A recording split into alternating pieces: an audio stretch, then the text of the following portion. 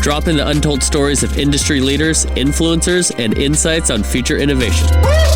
I'm John Davidson, and this is the DLC Drop Podcast. All right, welcome everybody to another episode of the DLC Drop Podcast. It is my pleasure to welcome my friend Jason Howarth, Vice President of Marketing for Panini America, the leading sports and entertainment collectibles company. Welcome, Jason. How are you doing today? Hey, John. How are you? I'm doing great. I'm excited to have you here. You know, we've known each other for a little while. We've had some interaction in Grapevine, Texas, and in Nashville around the NFL draft. I'm a big fan of the brand, and I also have kind of a little peek inside into these very cool moments that you get to experience with professional athletes in this amazing industry. And so I'm excited to have you on and have you share that with our viewers. Yeah, absolutely. Yeah, you got a little peek behind the curtain in Nashville when we were out there visiting Trent Dilfer. Yeah, so to give the audience some background on that, Jason and I were both in Nashville at the same time. I was speaking at a conference, and you were there, I think, to walk Kyler Murray up to be picked number one. And I called you one night. We're having a little meet and greet. I was with the head of HyperX. I was like, yo, Jason, you got to come over. And then we're hanging out. And then the next day, you told me that you're going to go see Trent Dilfer. And I said, dude, I'm from Fresno. Like, he beat the USC Trojans in 92 in the Freedom Bowl. And I need to get a picture of that dude to send to my uncle, because he tells stories to this day about driving back to Fresno from LA. He's like, we owned California that day.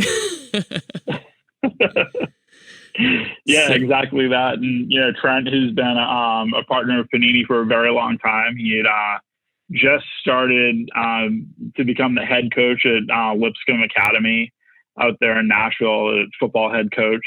He was actually his first spring practices. They've come a long way since then. He actually played in the state championship this past season. Wow. So I mean, he's a QB guru and a great football head coach. So, but yeah, for us, it was an opportunity to just go out there and visit him and connect with them. And, relationships in the trading card space with these guys are so super important to, our authenticity and everything we do. Yeah. So we really try to make sure that we maintain those connections. Well, and from what I learned from you, it sounds like, the trading card deal is the first deal that a lot of these athletes are signing the moment they become pros. Is that accurate? That is accurate. So I'm actually here in beautiful Mobile, Alabama, at the Senior Bowl. With about 135 other college eligible football seniors who are playing in the game this week. We're a partner and a sponsor of the Senior Bowl this year for the first time. And so this is, for us, the first opportunity to kind of connect and engage with these players and give them an inside look about what's about to happen for them in the next few months here, as they get through the Senior Bowl and they prepare for their pro day and they start to, look at fulfilling that dream of playing in the NFL. And so for us, it's really important for us to make that connection early on, make sure they understand, that the biggest, off-field deal they'll ever get in their life will be, a rookie trading card deal for most of these players. Wow. And I was just talking to these guys last night and telling them, our relationship starts here in Mobile. It'll go through the NFL draft. It'll go through your rookie season. It'll go through your entire NFL career. And then when you're done playing football, you're still going to be signing cards for us, whether you put on a gold jacket or not. And so that's pretty powerful when you are explaining to these, 20-year-old kids, hey, you're meeting the brand that is going to be a part of your life for the next 30, 40 years. Wow. Yeah, I'm curious it's insane. I'm curious kind of what that pitch is. Number one, curious of the competition, the trading card space. Number one, I know you guys are the leader. Congratulations, by the way. But, it's pretty infamous as far as, not the trading card space, but players going into professional sports for the first time. I mean, everybody knows that there's I think a high rate of bankruptcy over the course of these careers, even when somebody makes a whole lot of money. When you're pitching these players, how much of it is, hey, we want to do a deal with you, you're going to make money, etc.? How much of it is almost counseling kids really still on, hey, the smart decisions and what to do with that money and things of that nature? Is that part of it at all? Yeah. So, well, we stay out of that conversation as it relates to the financial planning side, but they do have resources here at the Senior Bowl where they talk to them about financial planning. And as they make that next step into the league, the NFL Players Association has, some financial resources that they share with them and kind of walk them through. The PA, the NFL Players Association, I think does a really great job of telling these players, at some point your career is going to end. Yeah. And that could be 20 years from now. That could be 3 years from now. Something could happen. Yeah. What are you going to do? How are you going to plan for that? You don't know sometimes you don't have control when your career is going to end. And True. So what are you doing to make sure that you're prepared for that when that time comes, whether you're ready for it or not? And so, so they do a really good job of, sharing that. Our job really is, twofold in terms of, talking to these players. One, is these kids, ever since they were little, started playing football and, just any sport, you think about someday I'm going to play in the league. Someday I'm going to play for my favorite team. Someday I'm going to be on a trading card. Like, we fulfill part of that prophecy, we're the first part of it. And so, there's that part. And then the other thing that I reinforce to these guys, I mentioned that, the biggest trading card deal they're ever going to get is their rookie trading card deal, because that's the most popular card, among fans. They always want to get that rookie card of a player. Good point. And so explaining to them, like, the easiest thing you can do right now between now and the time that you're drafted is sign cards and get paid every time you sign your name. Wow. It's not hard, and that puts you in another position to, prepare, for the draft, take care of the things that you need to take care of and not have to think or worry about any of those things. And so I think that was really prevalent this past season. When we hit the pandemic, we had all these kids that understood that there was this process about, how to plan and prepare for the NFL draft. You go to the combine, you have your pro day, you get to fly on planes and go meet with NFL teams and crush your interviews. Yeah. And then at some point you're going to be drafted, in the NFL draft. Well, not too far after the combine was over in Indianapolis, we're shutting down all pro days. You're not going to be able to fly anywhere to meet with NFL teams. You're going to have to do it on things like Zoom, which no one had even thought of before. It was always like, we need you in the room so we can go over things. And so It really kind of flipped them on their side. Then, facilities are shut down. They can't train. So we had guys, training out on, in public parks, with other people. Tom Brady was training in public parks, of all people. Yeah, and got in trouble for it. And now he's in the Super Bowl. Yeah. But, so they went through all that process. It completely turned things upside down for them. But the one constant was just sign your cards. Sign your cards, you'll get paid every time you sign your cards. And, you need to prepare, you need to do some other things. And now things are all over the place and you don't know what's going to happen. You at least have some money in your pocket to make sure that you can take care of the things that you need to take care of. Yeah. It was crazy. I think for me, I've been with Panini for 10 years. And so I've always known how important we are to the player. But I think it really kind of heightened the awareness for it. When you're standing next to a player from Wiley, Texas, out on a football field, and they're like, running routes, with their friends to, prepare for the draft, which is like when they're supposed to be in a performance facility. Wow. Yeah. I bet that really separated too, the guys who are really going after it and the guys who aren't as much. I mean, when you have to say, hey, I'm going to get prepared, I'm going to train no matter what, if I'm in a high school football field, rather than having a coach or performance center or, something that makes you feel like, oh, I made it. This is official. It's going to get me motivated to get in there. I bet some people probably rose and fell in those draft boards based on, how they were preparing in their backyards, essentially, right? For sure. And you think about it, you're this close to fulfilling like your dream, and then all of a sudden everything about preparing for that dream, everything that everyone's told you what you need to do to get there changes on a dime, and you're like, and then no one knows what to do. My goodness. It was crazy. I have a question, and this might be a weird one, but how much do you ever have people redo their signatures, or like, hey, you should really look, if you're going to be signing cards, it shouldn't look like that. Is that something that you ever have a talk with athletes on, or is that not an issue at all?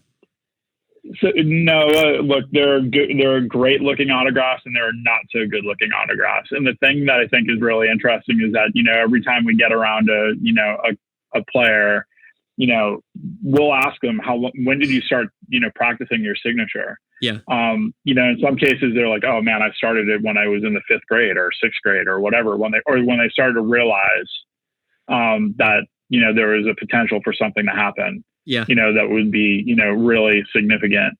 And then you come into this period of time where like in the last 10 to 15 years, they don't even teach cursive in schools anymore. So like people aren't used to having a signature per se. And so I forget who it was. There was a basketball player 2 years ago that literally got like some of those like cursive beginner books, at a bookstore to practice, his signature. He'd gone through, smart guy, all of school, all of college. Wow. No one ever said, hey, you know what? You need to sit down and like learn how to sign your name. Jeez. And so he ended up doing that. I know, it's insane. If you think about it, like it's insane. Wow.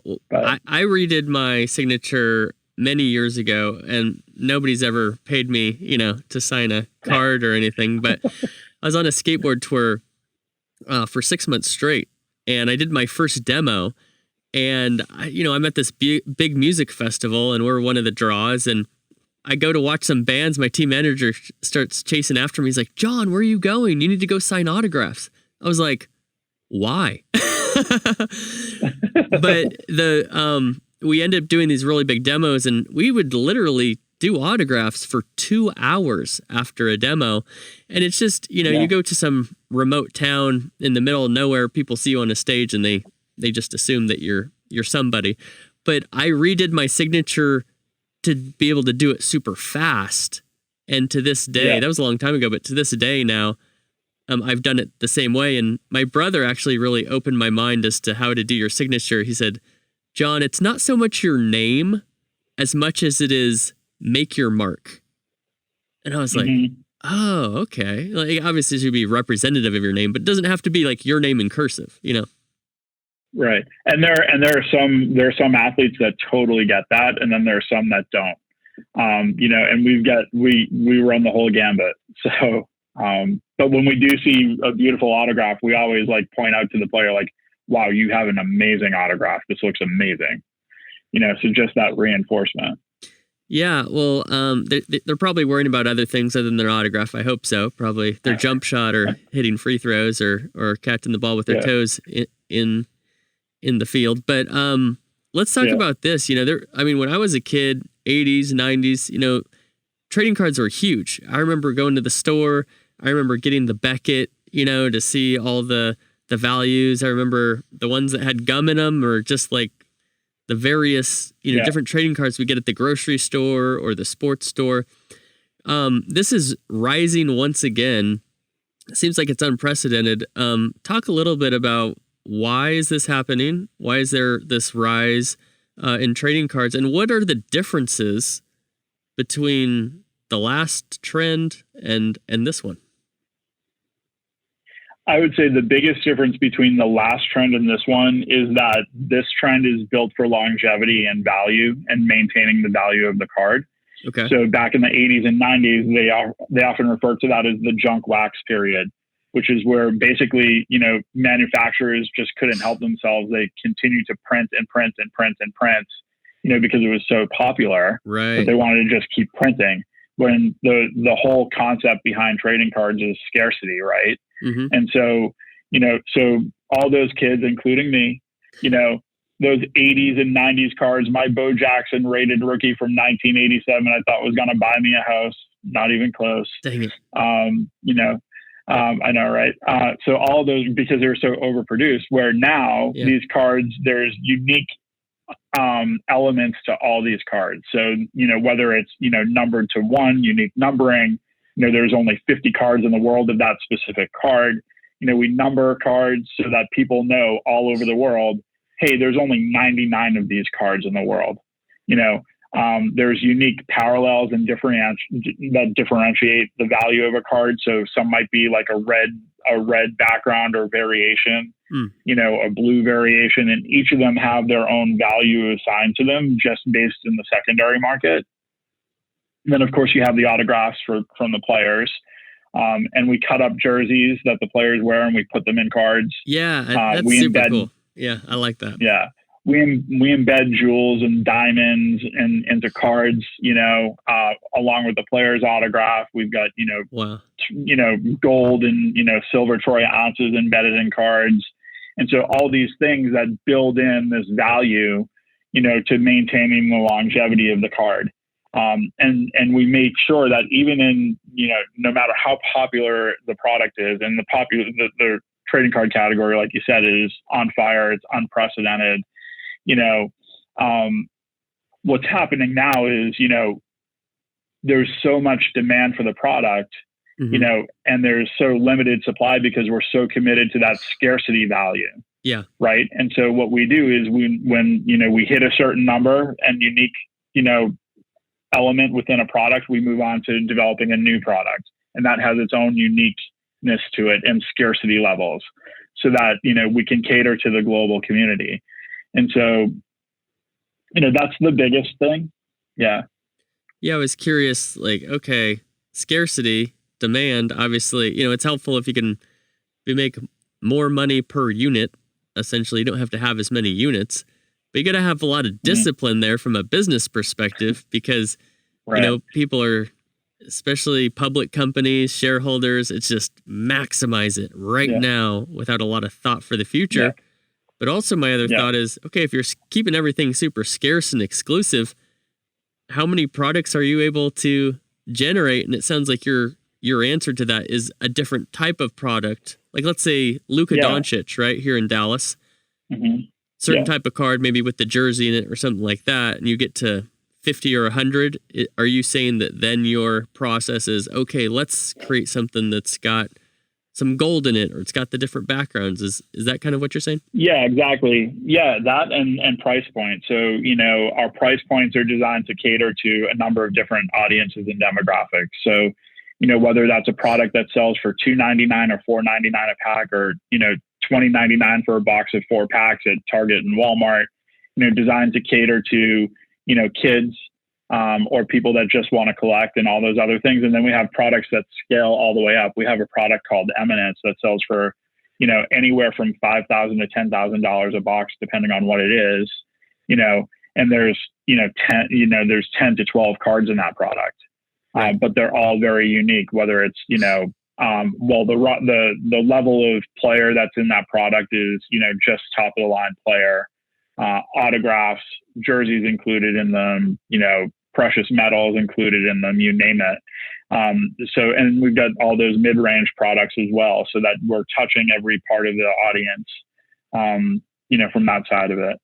You had mentioned, the growth and what's kind of transformed and changed. And it's funny, I saw an interesting stat a few weeks ago. Someone had posted that, in the last year, Bitcoin had risen 350%. And Luka Doncic rookie cards had risen 758%. Wow, there you go. I saw that and I was like, whoa, now that's a stat that I need to keep in my back pocket, because that's just so super impressive to get people to understand where the trading card category is right now compared to something that's also super hot like Bitcoin or cryptocurrencies. Yeah, that's a great analogy. And I'm thinking there's probably less volatility in the trading card market too versus crypto, because you never know where that thing's going to go up or down, depending on the day, it seems. Yeah, and that's super important too, and not to switch lanes or whatever, but we launched our first blockchain products at the beginning of this year, and January 2020, beginning of this year. It feels like we're just stuck in the same year, right? Right. So we launched that in January, and we spent 2.5 years kind of figuring out, like, how do we bring blockchain into trading cards? What's the point of it? What's the purpose of it? Yeah. And how do we get, everyday consumers to kind of understand the value proposition? Because, to your point, there's volatility in the cryptocurrency. Well, there's volatility on the success and performance of a player. A player goes off and goes crazy, the value of his card rises. Good player doesn't do well, doesn't perform. So we're like, okay, so we don't need to introduce another variable that, has volatility and, into our product mix, right? Like, we've got enough of that when it comes to players. So we're very focused on, figuring out what the best way to go about introducing blockchain was. And we felt like, we're going to tie our blockchain products to the US dollar. So one, collectors and consumers understand the value when they look at a card and they say, oh, this is what a value of a card is from a US dollar perspective, as opposed to a cryptocurrency. Number two, they don't need to figure out, like, hey, do I need some kind of like crypto wallet? How do I do this? What am I supposed to do? What am I supposed to buy? And then I go get these cards. Like, we're like, no, let's not do that. Let's just focus on building our private blockchain platform that lives on our website, paniniamerica.net. We're now releasing blockchain cards every week, on our platform, and they're available in US dollars, so that people understand the value of, that card. We've had some blockchain cards that are tied to physical cards so that you actually get the physical card along with the digital blockchain asset. Yeah. And so for collectors, they totally understand the value of the physical card.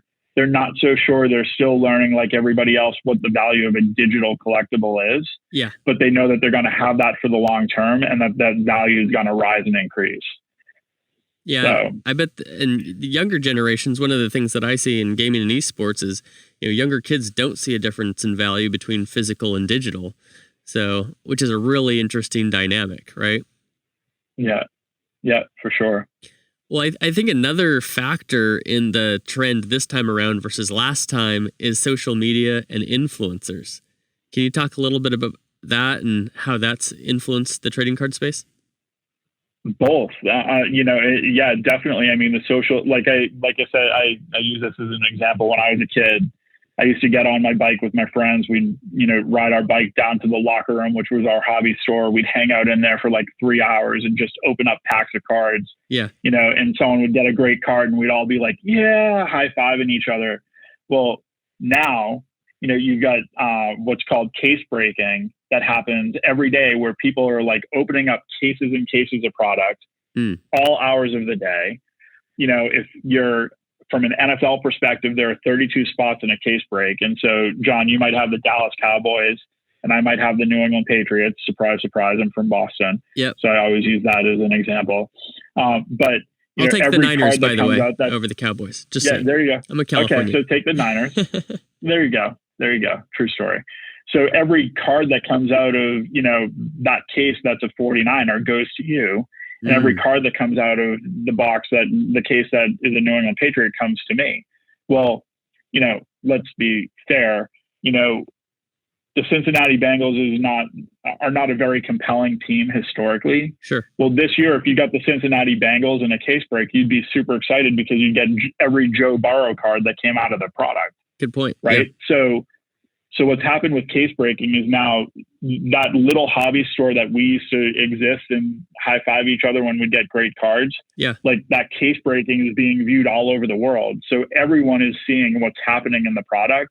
And so it's really created this, global community that, is our hobby store. And so just happens to coincide with the pandemic where people need to be socially distanced. There's not a better social distance, more community focused, platform than case breaking. And so, that's been a huge rise in the last, 12 months, right? Yeah. I mean, case breaking came into the trading card community 7-8 years ago. But I mean, you see this huge uptick where all these other people, including influencers, are coming into the space.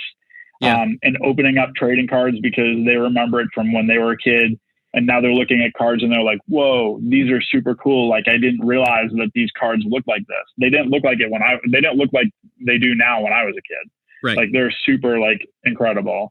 We just did this. We just signed an exclusive with John Morant right before Christmas. And one of the things we did in Memphis was we have a really popular insert called Color Blast that typically is in our Prism product. And it's super like, amazing, like very vibrant in colors. Like, there's just like colors exploding all around the player. And I was like, wow, this would be super compelling. We need to like showcase this. And so we decided that we'd paint a 30-foot mural in Memphis, a mile from the FedEx Forum. And we did the Color Blast of John Morant, and people are just going crazy over it. And they look at it and they see it as a piece of art and not realizing like, wait, that's a trading card.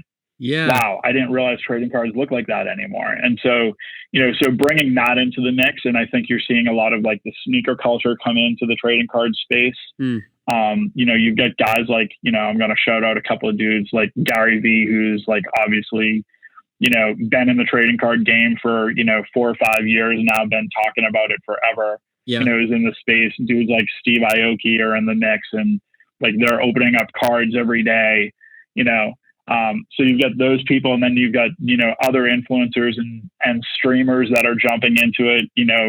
I know a lot of streamers, like we, from, 2 years ago, we were trying to integrate streamers into the Panini space with us, where we'd get them to open up cards in the middle of their, while they're gaming. Yeah. And now you've got guys doing that all the time, and they're seeing like, whoa, wait, I'm driving engagement on my platform, by opening these products because people want to see it, in addition to just playing a game. So that's been really cool to see. Yeah. Yeah, Mike, I had a question. Number one, what is the main platform that you're seeing the case breaking happening on? Is it happening on Twitch where everybody's watching games? Is it YouTube? Is it other platforms, or all of them? So there's a mix. Like I think that, I think you've got some case breakers that are pushing into Twitch, and I think you've got other case breakers that are living on case breaking platforms.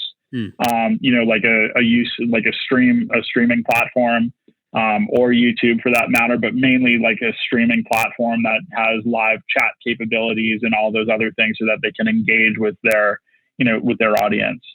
That's cool. Yeah. And then are you seeing like regular people like you and I doing case breaking back and forth, or are you primarily seeing, these popular personalities who are going to say, oh, another way to be relevant, sort of a thing? You're seeing both. And I think like the other thing that's happening with the case breaking side of it is that they're becoming their own influencers.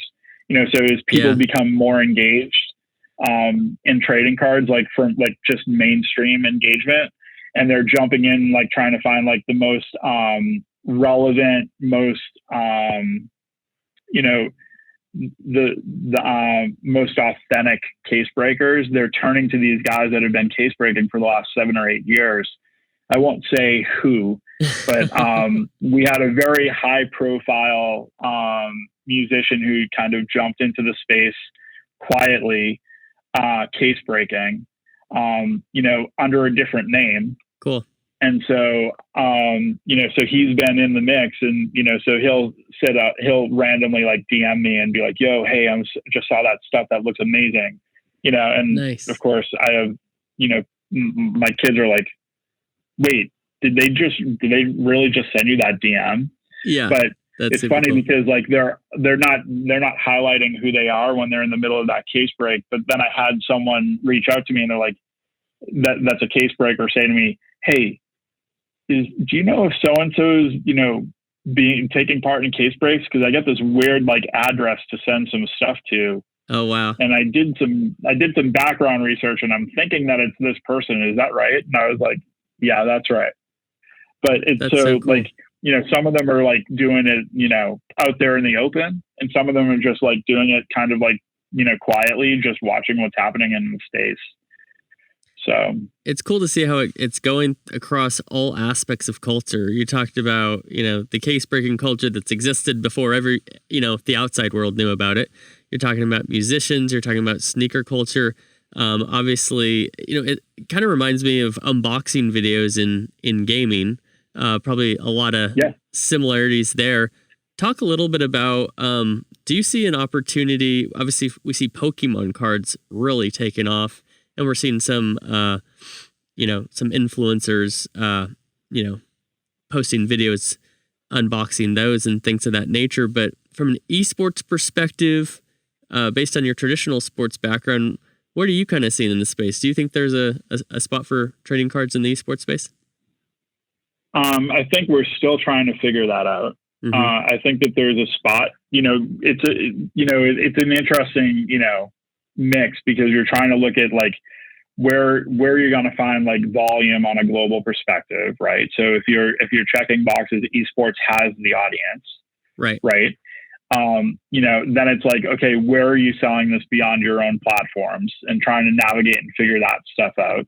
And, what other distribution channels are going to make the most sense for that. And so that's where, like, you try to navigate and figure out what's what, whether that's for, esports or any sport, to be honest. And so, or any trading card, subject for that matter, whether it be an entertainment, trading card, subject, or whether that be a sports subject.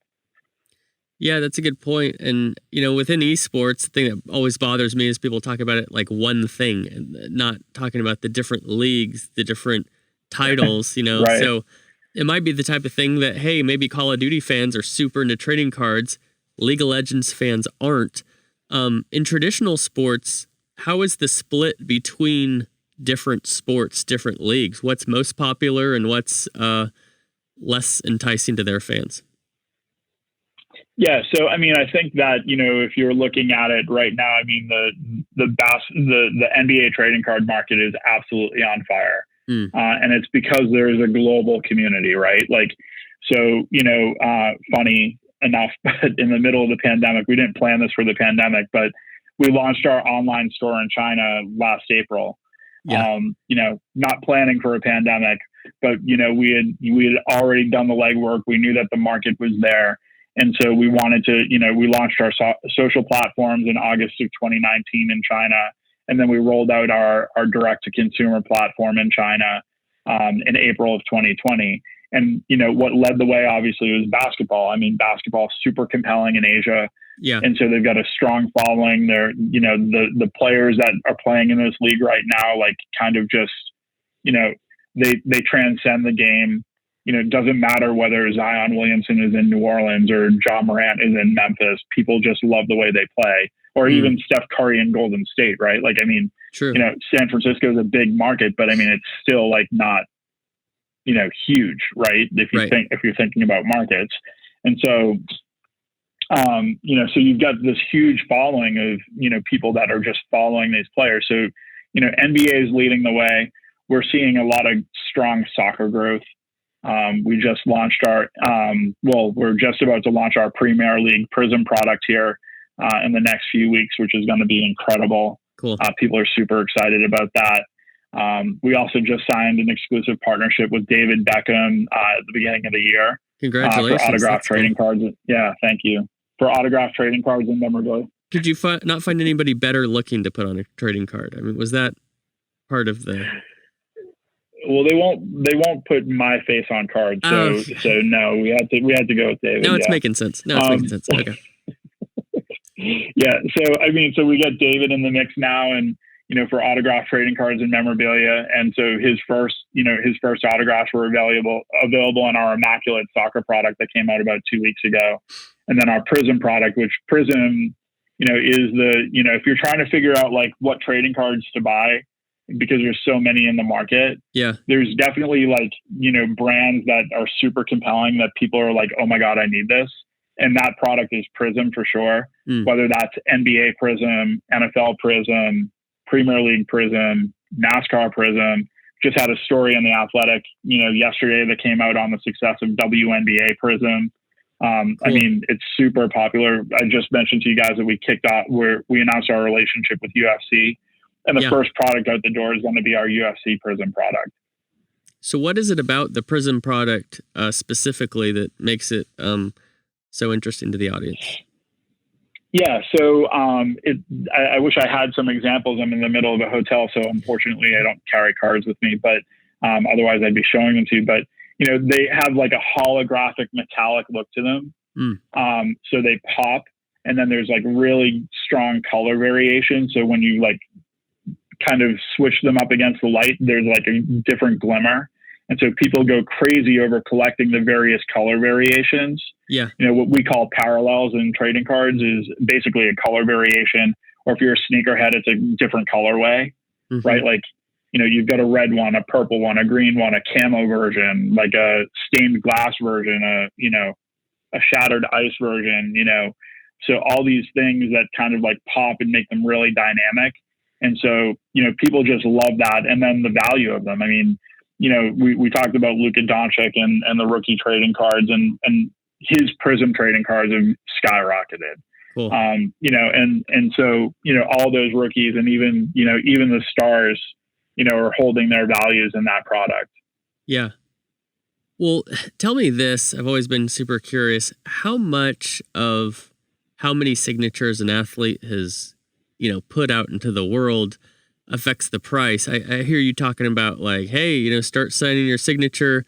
Hank Aaron passed away very recently. Yeah. And in my office, I have a Hank Aaron signed baseball.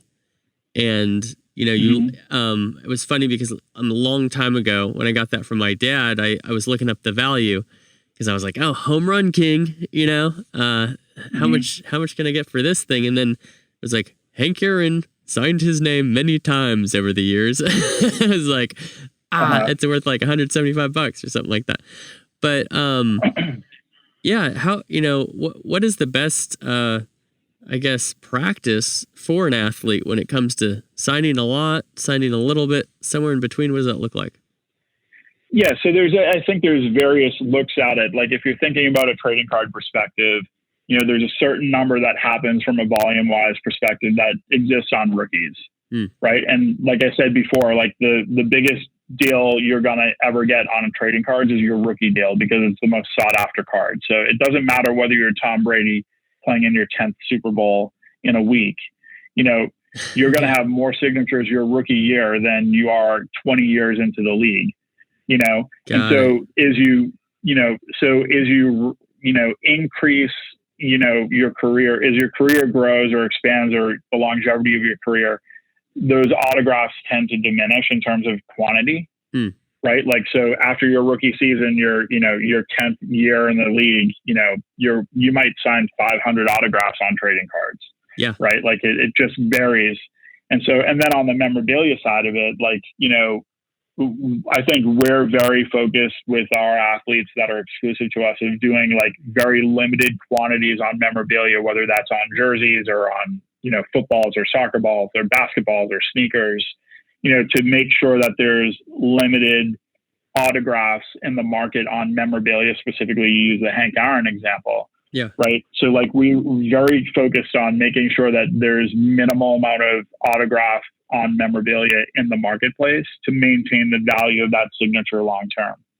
That makes sense. Because these guys, at some point, you're going to get to Hank Aaron's age and you're signing, you're doing memorabilia signings all over the place or whatever it might be. Some of our guys are very focused on, I think the guys that work with Panini specifically from an exclusive memorabilia perspective are very focused on maintaining the long-term value of their signature. Yeah. So they want it to be sought after. They want it to be out there, but they want it to be out there in limited quantities based on whatever the product mix is. So, and then of course, here we are a year from, Kobe Bryant dying. Like, he was our first exclusive athlete. Wow. And we're literally a year to the day now. And none of us could ever have imagined that, we'd be sitting here a year later and Kobe wouldn't be in our lives. Right. You think that that autograph is not, it's not infinite. Like at some point it's going to stop.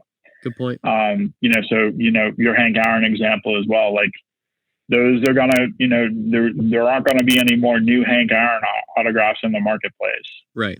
It's just gonna be what's out there now. And so, is that, whether people hold on to them, whether that just, that scarcity is going to come back into play. Yeah. Well, my great aunt was a science teacher, and she had a student whose dad was an umpire for the San Francisco Giants. And so he would give my aunt balls from games signed by players so that she could give them to my dad. It was like, so I got a couple crazy ones. I'm curious about this. Speaking of crazy things, I want to hear some stories that you've had with some of these athletes. You've been doing this for 10 years. Whatever you're able to share, of course, but I'm sure number one, the athletes have changed a lot over the 10-year span, social media, everything. I think, thinking about Tom Brady's, 10th Super Bowl, and I saw a picture of like first Super Bowl and this Super Bowl, and it's like, wow, this man has become an icon over that time. What are some experiences that you had that are unforgettable? Yeah, so I've been with Panini America for 10 years, year 11 actually now. And so, God, there's so many stories that like I could go through. Like I think of like highlight stories, right? That are just like, wow, I can't believe that happened. Yeah. Or whatever. And so, the Super Bowl is next week. So I have to start with the Super Bowl story, right? And and Tom Brady, and I'm a New England Patriots fan and all that other stuff. But, the year that they were in the Super Bowl in Houston, our Panini Super Bowl kid reporter, which is part of our sweepstakes program, gets to interview the players on opening night. And so Trent Dilfer works with us on that. He's kind of like our lead guard and gets us to the front of the line and knows all the players. So he brings that connection right away. So the players feel super comfortable going like, oh yeah, I'm just going to have Trent ask me this question instead of some random crazy person asking me a question in a bridesmaid outfit. Right. Right. Or a bride's outfit. And so, so he gets up and he asks, Brady says, hey, Tom, I've got our Super Bowl kid reporter here. He wants to ask you a question. And so, our Super Bowl kid reporter at the time, Joseph Perez, was 7 years old. And he said, a lot of people look up to you as their hero and role model. Who's your hero? Oh, I remember this. Yeah. You remember that video. Yeah. I mean, the video, it'll make its way this My week. dad, everyone will see it. Right? That was our kid reporter. Yeah. And like, he just pauses and gets choked up.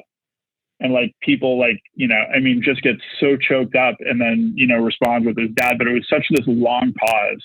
That, like, I remember like there's all this chaos on opening night and there's all these media people around you. And so like, you're just used to chaos. And then like, there's this silence and everyone's like, wait, like the silence was like the pause was long enough for people to be like, wait a minute, what's happening? Yeah. And then he pauses and comes out and says his dad, and he's all choked up and the thing blows up, goes viral.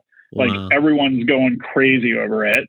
And so you're just like, whoa. And this is like coming out of like, the year before that season, he was suspended 4 games because of Deflategate, all this other stuff. And there's, I think it brought like this level of humanness to people and Tom Brady and seeing him react that way, because you're so used to seeing players at Super Bowl say the things that they're supposed to say and not say the things that they're not supposed to say. Yeah. And they almost don't become human.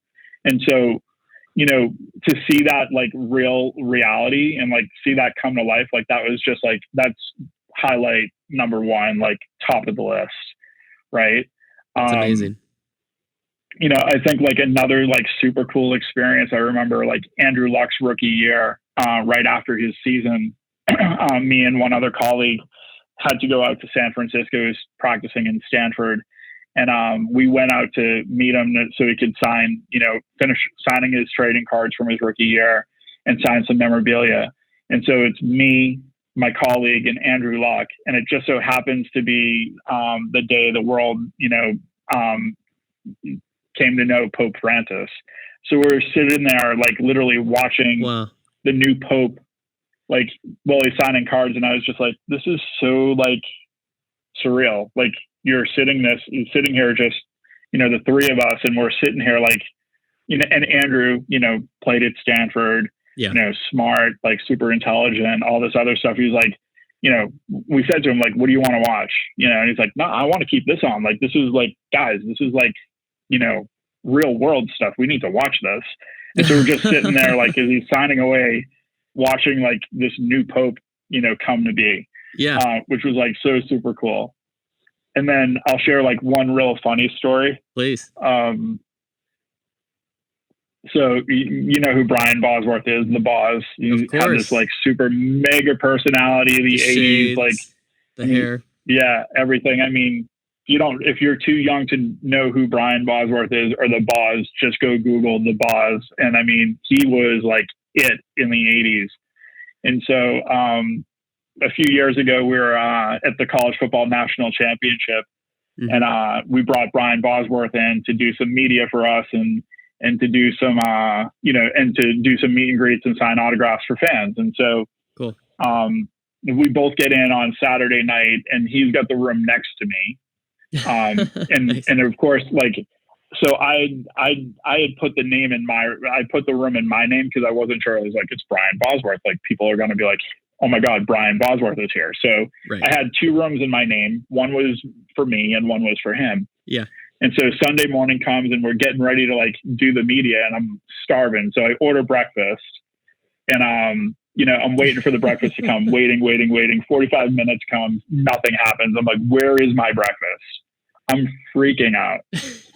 Finally, the breakfast comes, and I open it up, and it's like the wrong thing. I'm like, what the heck? And I'm like, now I'm just annoyed. Right. And my colleague's like, just return it. Like, just send it back. And I was like, no, I don't have time. I need to just eat something. I'm freaking out. I need to eat something. So I eat it, next thing you know, Boz, is like, yo, hey, I'll be in a few minutes. I'm just waiting for my breakfast to come. So I'm like, okay. So then I go walk into his room and I'm like kind of prepping him for media. And he's on the phone with the person, and I can only hear it from Brian, from the Boz's side, right? So like, I don't know what the other person's saying. And Boz is like, yeah, so I ordered this. And I'm like, he's like, I ordered this egg white omelet with tomatoes, blah, blah, blah. And I'm like, well, that egg white omelet sounds like mine, And then he's like, I ordered it with goat cheese. And I was like, I definitely did not order mine with goat cheese. But I remember when I opened up the omelet, I'm like, what the hell is this? And so I soon start to realize, oh my God, I just ate the Boz's breakfast. And they sent it to my room and not his room because it was both in my name. So, they had canceled my original order thinking that I had just changed my order. So of course, oh my gosh, the Boz is like, I was like, oh my God, mine was late too. Like, and he's like, wait, yours was late too? And I was like, yeah. And I ordered bacon. I didn't have bacon on it. And he's like, yeah, he said he ordered his food and his didn't even have, bacon on it. So I never told the Boz. If he ever hears this, he's going to know now that I ate his breakfast. But I was just like, and my friend, my colleagues in the other room just laughing, going like, oh my God, he just ate the Boz's breakfast. And the Boz is now freaking out because he hasn't had any food either. That's incredible. So I was like, that's like one of those stories that you're like, oh, how would this ever happen? Yeah. Like 12-year-old me reading Brian Boz's reading the Boz's autobiography, and now I'm like eating his breakfast by accident because it was delivered to my room because he's in the other room that's in my name. Like, just so super weird. That's incredible. I think what's so neat is you've had such personal experiences with all these athletes. It's not just, oh, I work in entertainment and I've been around people or we all get jaded no matter what we do, right? It seems normal. But the fact that you've had, I mean, it was kind of the similar thing with Trent Dilfer when you brought me over to the high school. It was just the three of us talking, and it's just like dudes talking where, you let the guard down, you get to experience what somebody is really like with the Andrew Luck example you gave. Yeah. And those are the most, the most meaningful experiences I've had with, celebrities or professional athletes has been those private moments when the cameras are off, when you get to experience something just very isolated and real life, not Instagram. Yeah. And I think that's what we try to do with our trading cards too, is like, with our trading cards, like, and we've done this from a marketing perspective forever, is like, they're the guys that are on our cards. They're the guys that fans connect to. We need to bring those trading cards to life. And so how do we do that outside of a 2.5 by 3.5 piece of cardboard? And so what we do is we bring the experience, right? My background has been experiential marketing in some form or fashion in the last 20 years. So I know like that's what resonates. And so when you bring a player, into an environment, they get a chance to interact with other people and with fans and collectors and consumers, it creates another level of connectivity to that player where they're like, wow, you know what?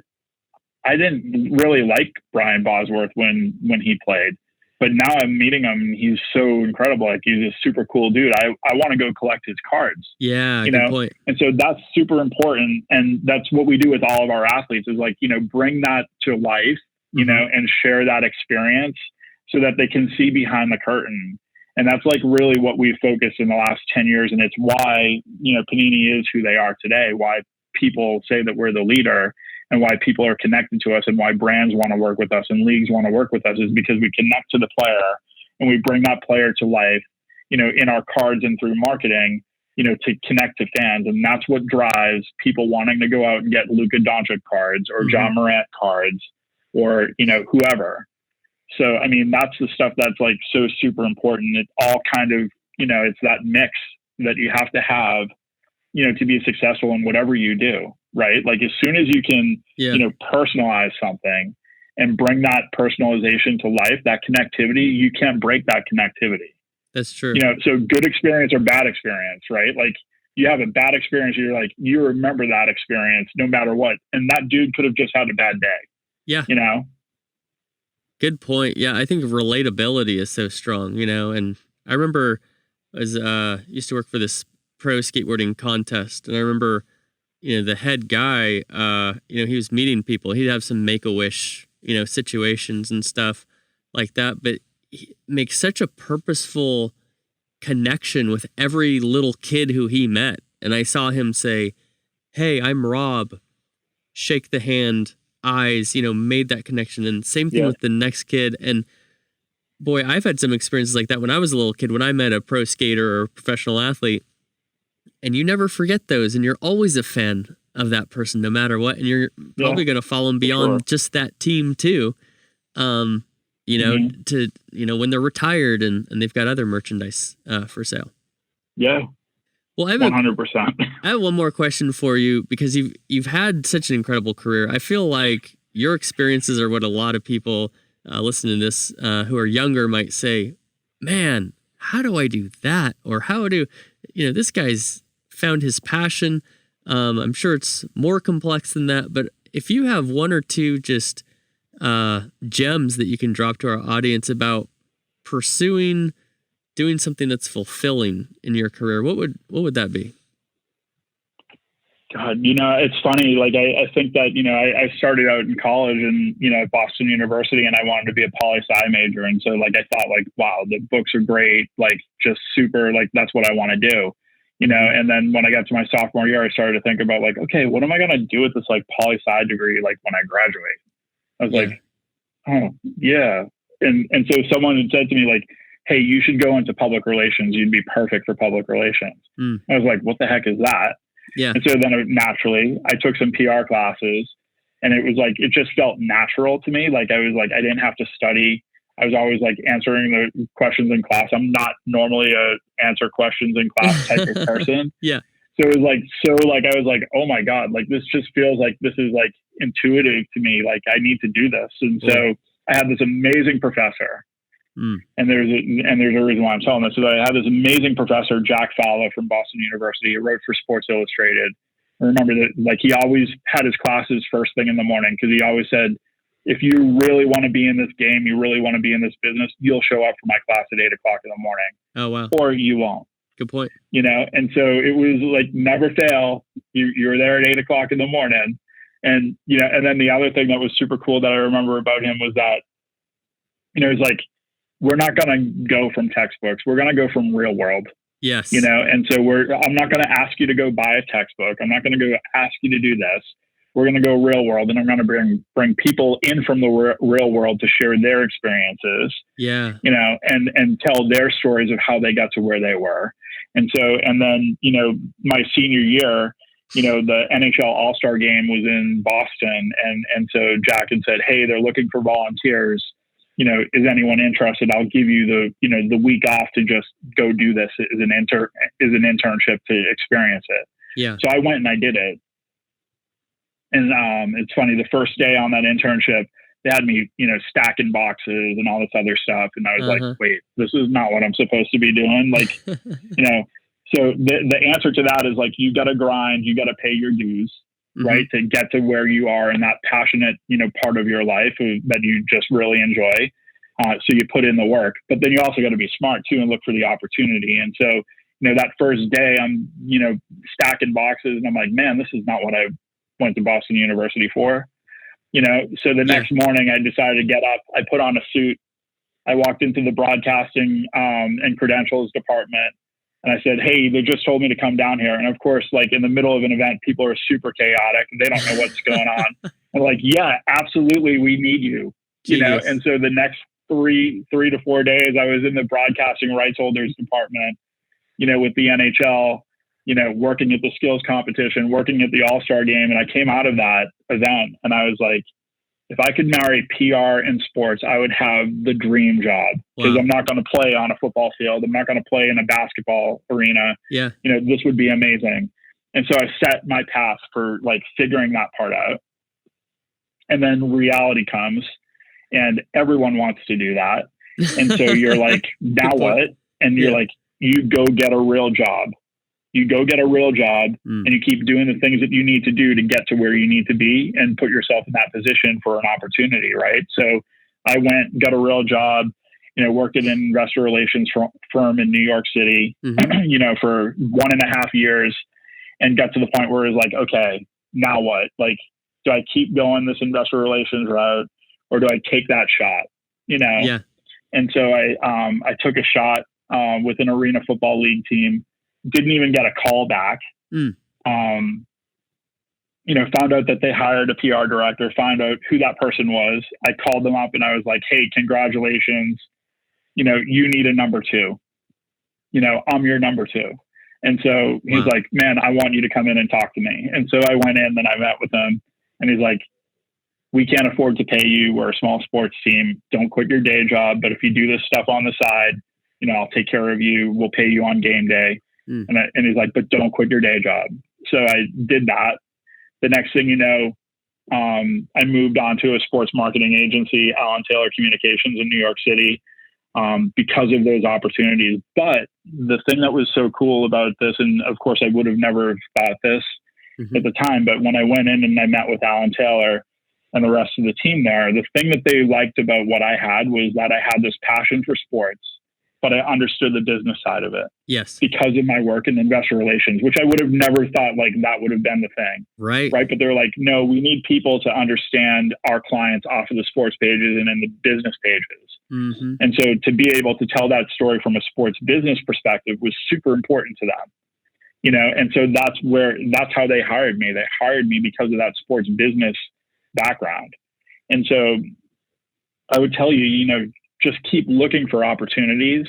The people that are trying to figure that stuff out, I would tell you, and I've told, many people this, like, if you want to get into the sports game, there are so many ways to get into the sports game, from a business and marketing perspective, right? Like, I think everyone always thinks like, oh my God, I need to go work for a team. I need to go work for a league.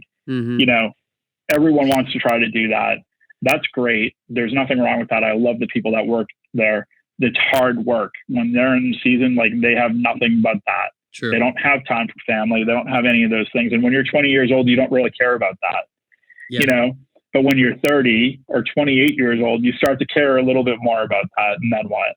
And so what I tell people is like, don't always just look for the league or the team. If you want to get into this space, look for the people that have, brands that are tied to sports. Yeah. Whether that's, they've got strong sponsorship, ties to sports.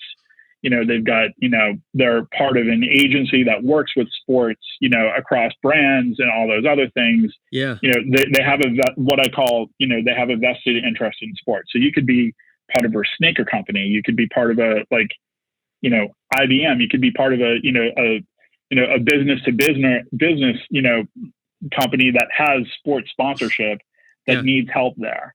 Right. So look for those types of opportunities, but you've got to grind. No matter what, I'm still in this and I'm still grinding, but but it's different when you grind and you love what you do. Right. And so that's the part that's super important. That's cool. I love that. Two things I really took away from that. One is being a translator between two groups of people who can't really talk to each other. For example, the sports guys and then the business guys. I've seen that both in my background with design and then also in esports. And the other thing is, what's tangential to the thing that you're passionate about? For me, what was big for me was being at GameStop with esports. I had a much different experience than if I was at a team and I was competing with all these teams. I was able to build great relationships with everybody because I could partner with everybody. So, man, I really love that. That's such fantastic insight. Is there anything else you want to share with our audience before I let you go today? No, I think we covered a lot. I love having conversations and catching up with you, John. So it just felt like it was a good catch up. Yeah, absolutely. Well, tell us on Twitter, where can we find you? Where can we find Panini? Yeah. So Panini at Panini America, whether that's Twitter, Instagram, you name it, that's where we are at. And then me, I'm sports marketing guy, sports MKTG guy. So cool. That's me. He's a good follow, ladies and gentlemen. I follow him, and it's very entertaining. So, well, thank you again for joining me here on the DLC Drop podcast. I know our audience got a ton out of this episode. Thank you for your time. Looking forward to talking again soon. Absolutely appreciate it. Thanks, John. Thank you. Thank you for listening to the DLC Drop podcast. This podcast is part of the Esports Future Podcast Network and produced by Innovation Media Enterprises. Make sure you subscribe on your favorite podcast channel and leave us a review.